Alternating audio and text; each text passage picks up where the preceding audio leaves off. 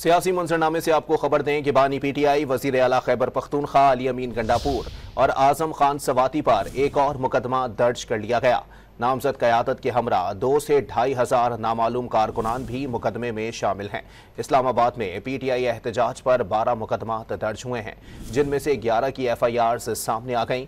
FIRs में car सरकार में मदाखलत, इग़वा, डकैती, इक़दाम कत्ल, सरकारी असलहा छीनने और दहशतगर्दी समेत 12 दफात शामिल हैं। मतन के मुताबिक बानी पीटीआई ने जेल में दी गई सहूलियात का नाजायज इस्तेमाल किया। बानी पीटीआई के उकसाने पर अली अमीन गंडापुर ने वजीर आला होने के नाते सरकारी वसाइल का गलत इस्तेमाल किया। आजम सवाती ने मुजाहिरीन की माली मुआवनत की। मुजाहिरीन ने 2 अदद पारा बोरगन, 12 anti riot kits, 2 wireless set, 5 अदद टेयर गैस शेल भी छीने। मुजाहिरीन ने पुलिस पार्टी पर कत्ल की नीयत से फायरिंग भी की। पुलिस एहलकारों ने दरख्तों के पीछे छुपकर जान बचाई।